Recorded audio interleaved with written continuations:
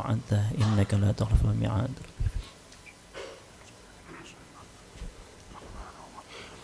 إن الحمد لله نحمده ونستعينه ونستغفره ونعوذ بالله من شرور أنفسنا ومن سيئات أعمالنا من يهده الله فلا مضل له ومن يضلل فلا هادي له وأشهد أن لا إله إلا الله وحده لا شريك له وأشهد أن سيدنا ومولانا محمدا عبده ورسوله اللهم صل وسلم وبارك على سيدنا محمد وعلى آله وصحبه أجمعين أما بعد أيها الحاضرون اتقوا الله حق التقوى واعلموا أن الله مع المتقين وقال تعالى في كتابه الكريم أعوذ بالله من الشيطان الرجيم بسم الله الرحمن الرحيم وإذا سألك عبادي عني فإني قريب أجيب دعوة الداعي إذا دعان فليستجيبوا لي وليؤمنوا بي لعلهم يرشدون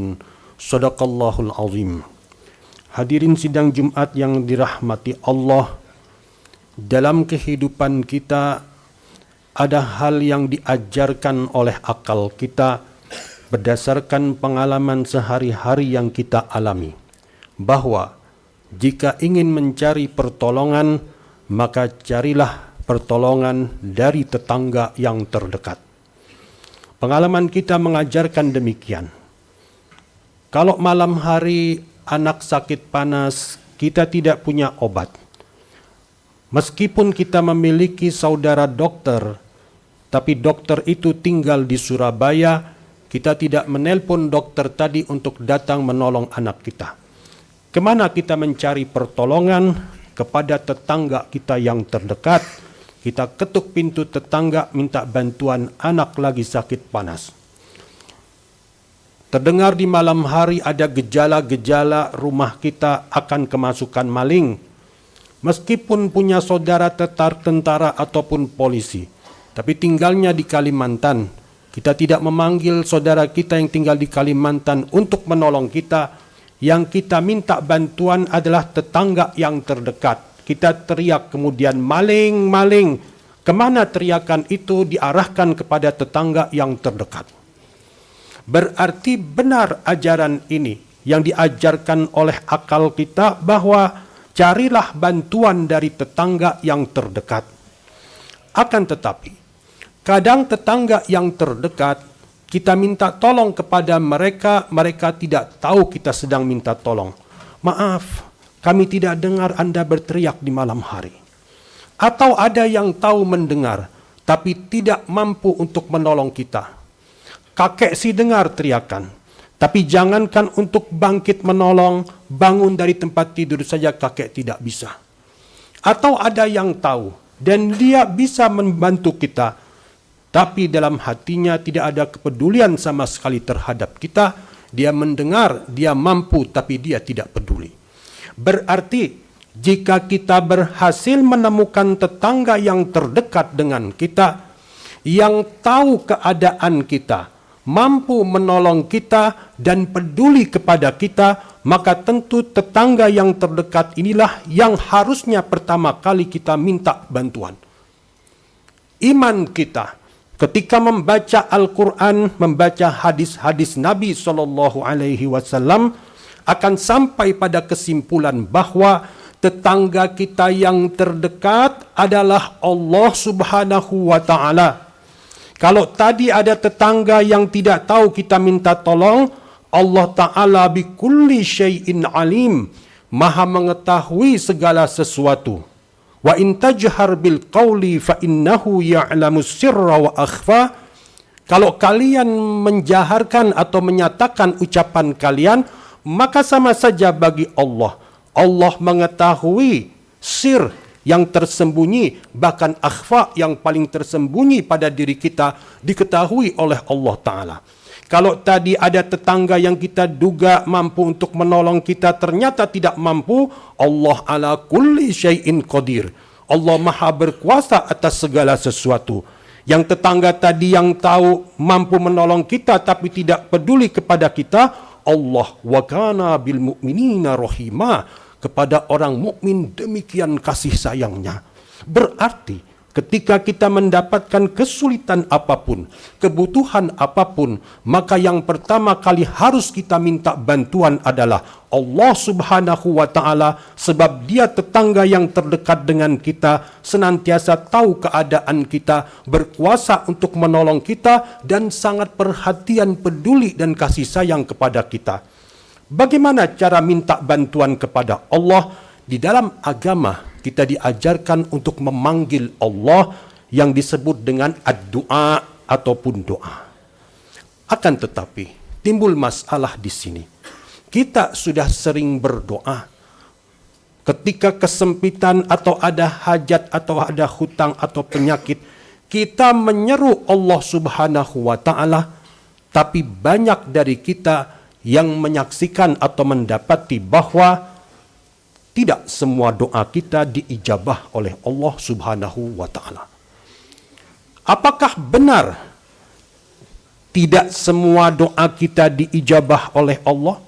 Atau justru yang terjadi, semua doa itu telah diijabah oleh Allah, tapi kita tidak tahu bahwa doa itu diijabah oleh Allah Subhanahu wa Ta'ala?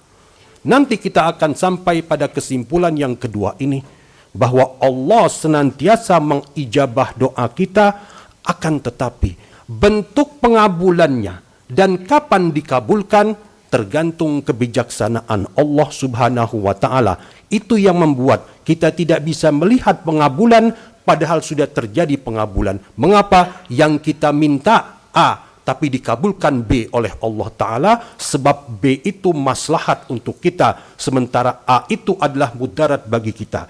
Wa idza sa'alaka ibadi anni fa inni qaribun ujibu da'watad da'i idza da'ani falyastajibu li wal yu'minu bi la'allahum yarshudun. Allah Ta'ala berfirman, wa idza sa'alaka ibadi, dan apabila hamba-hambaku bertanya kepadamu wahai Muhammad tentang aku, fa inni qaribun, maka sungguh aku sangat dekat. Ujibu da'watad da'i idza da'an, aku mengijabah, aku mengabulkan doa orang yang berdoa idza da'ani, ketika dia berdoa kepadaku.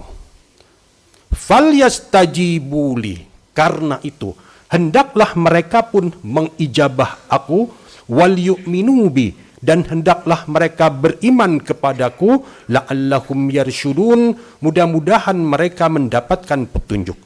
Ayat yang ringkas ini di dalam Al-Quran tidak ada duanya di dalam Al-Quran. Mengapa? Dalam ayat yang pendek itu Allah Ta'ala mengulang-ulang sebutan aku sebanyak 7 kali. Wa idza sa'alaka ibadi, dan apabila hamba-hambaku bertanya kepada wahai Muhammad, bertanya tentang aku, anni, tentang aku. 2. Apabila hamba-hambaku, 1, bertanya kepadamu wahai Muhammad tentang aku, 2. Fa inni, maka sungguh aku, 3. Qaribun, sangat dekat. Ujibu da'watad da'i, aku mengijabah, 4. Da'watad da'i, doa orang yang berdoa, idza da'ani, jika dia berdoa kepadaku, 5. Falyastajibuli, maka hendaklah mereka pun mengijabah aku, 6. Wal yu'minu bi, hendaklah mereka beriman kepadaku, 7. La'allahum yarshudun, mudah-mudahan mereka mendapatkan petunjuk. 7 kali diulang aku dalam satu ayat yang pendek. Keistimewaan yang kedua dari ayat ini adalah jika umat bertanya kepada Nabi Muhammad SAW menyangkut satu urusan, ditanyakan kepada Allah, maka Allah menjadikan Nabi sebagai perantara untuk menjawab kembali jawaban dari Allah Subhanahu wa Ta'ala. Yas'alunaka 'anir ruh qulir ruhu min amri rabbi.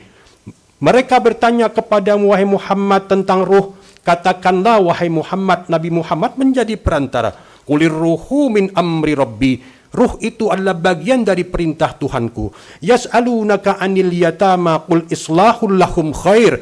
Mereka bertanya kepada wahai Muhammad tentang anak yatim, katakanlah berbuat islah kepada anak yatim adalah satu kebaikan. Yas'alunaka 'anis sa'ati ayyana mursaha qul innama ilmuha inda rabbi. Mereka bertanya kepadamu, wahai Muhammad, kapan terjadi hari kiamat? Katakanlah kepada mereka, wahai Muhammad, ilmu kapan terjadi hari kiamat ada di sisi Tuhanku. Tapi ayat ini berbeda. Apabila hamba-hambaku bertanya kepadamu, wahai Muhammad, anni, tentang aku, Allah tidak mengatakan qul, katakanlah wahai Muhammad, tapi langsung mengatakan fa inni qaribun, aku sangat dekat.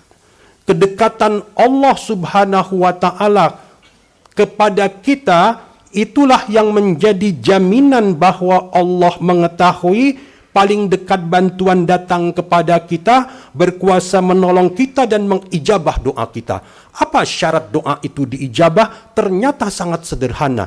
Idza da'ani, jika dia berdoa kepadaku. Ujibu da'watad da'i, aku mengijabah doa orang yang berdoa. Idza da'ani, syaratnya cuma satu. Idza da'ani, jika dia meminta kepadaku. Berarti jika terjadi doa itu tidak dikabulkan sesuai yang kita minta, persis seperti yang kita minta, cuma ada dua sebabnya. Yang pertama adalah orang itu meskipun berdoa, tapi sebenarnya dia tidak sedang berdoa kepada Allah. Itu satu. Atau yang kedua, dia mengungkapkan permintaannya dalam bentuk doa, tapi hakikatnya ungkapan dia itu bukanlah sebuah doa. Yang pertama tadi, bahwa dia berdoa, tapi sebenarnya tidak sedang berdoa kepada Allah. Ya Allah, mohon agar engkau melunaskan hutangku ini. Yang kebayang oleh dia, paman mudah-mudahan nanti memberikan bantuan. Atau teman bisa diambil pinjaman. Dia menyeru Allah, yang kebayang oleh dia datangnya pertolongan dari selain Allah Subhanahu wa ta'ala. Orang ini berdoa tapi tidak sedang berdoa kepada Allah. Yang kedua adalah bahwa ketika dia meminta kepada Allah Subhanahu wa ta'ala, tidak ada keyakinan dia bahwa Allah berkuasa untuk menolong dia. Kan Allah tidak pernah menurunkan uang dari langit.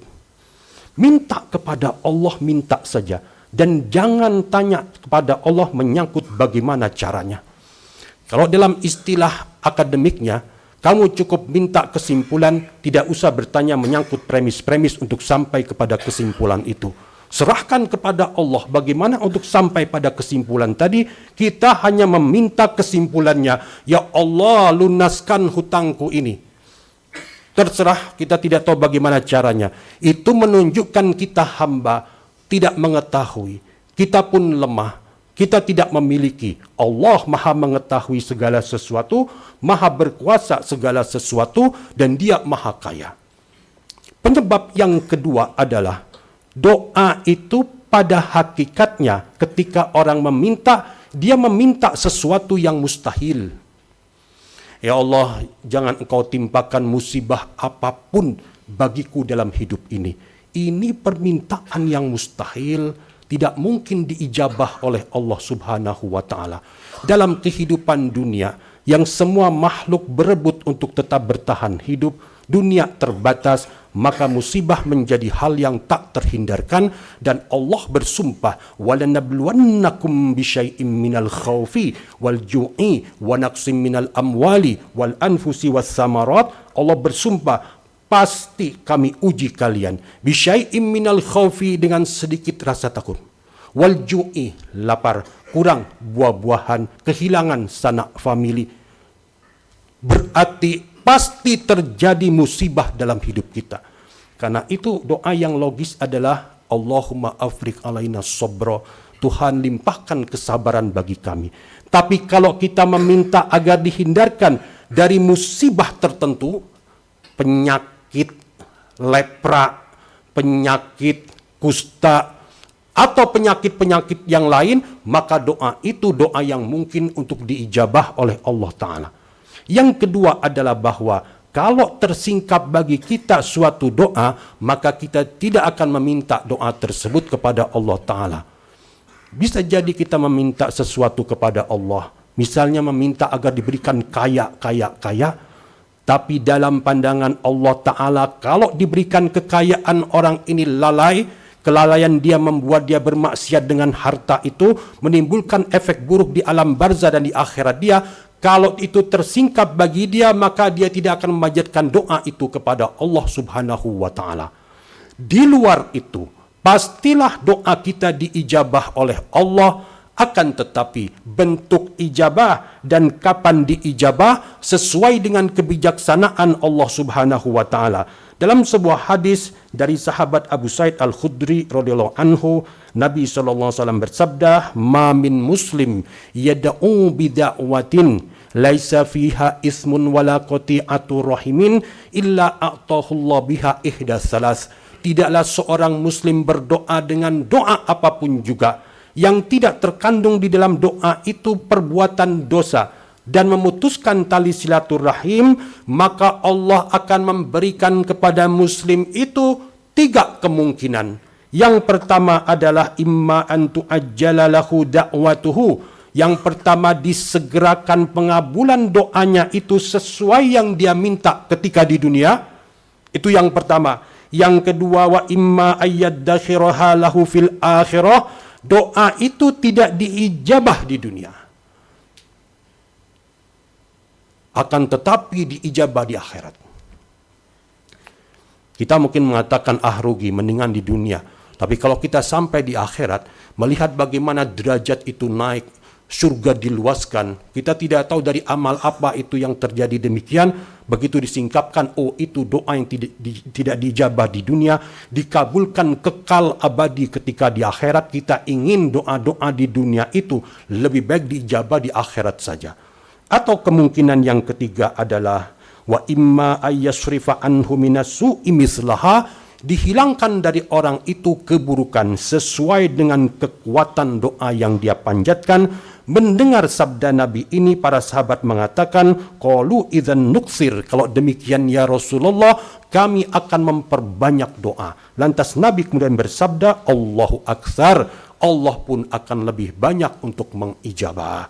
Semoga Allah menolong kita, menjadikan kolbu kita kolbu yang yakin bahwa Allah Subhanahu wa Ta'ala pasti mengijabah doa kita, dan kita pun diberi kesiapan bahwa ijabah itu sesuai bentuknya dengan pilihan Allah Ta'ala, dan waktunya pun ditentukan oleh Allah, bukan sesuai pilihan kita dan bukan pada waktu yang kita inginkan. Di sanalah terlihat siapakah Tuhan dan siapa hamba. Sehingga bersabda Nabi SAW, laisa syai'un akrama Allah Ta'ala minad du'a. Tidak ada sesuatu yang lebih mulia di sisi Allah Ta'ala dibandingkan doa. Barakallahu li wa lakum fil Qur'anil azim, wa nafa'ani wa iyyakum bima fihi minal ayati wa dzikril hakim, wa taqabbala minni wa minkum tilawatahu innahu huwas samiul alim. Aqulu qawli hadza wa astaghfirullahal azim li wa lakum wa lisairil muslimina wal muslimat fastaghfiruhu innahu huwal ghafurur rahim.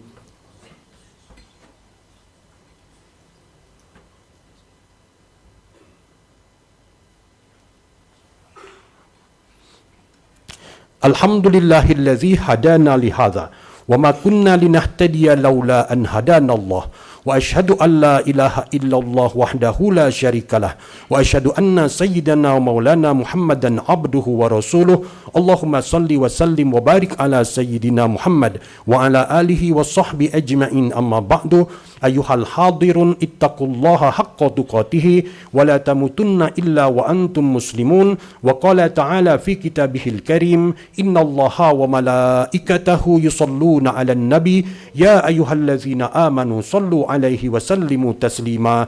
Allahumma salli 'ala sayyidina Muhammad wa 'ala ali sayyidina Muhammad kama sallaita 'ala sayyidina Ibrahim wa 'ala ali sayyidina Ibrahim, wa barik 'ala sayyidina Muhammad wa 'ala ali sayyidina Muhammad kama barak barakta ala Sayyidina Ibrahim wa ala ali Sayyidina Ibrahim fil alamina innaka Hamidum Majid.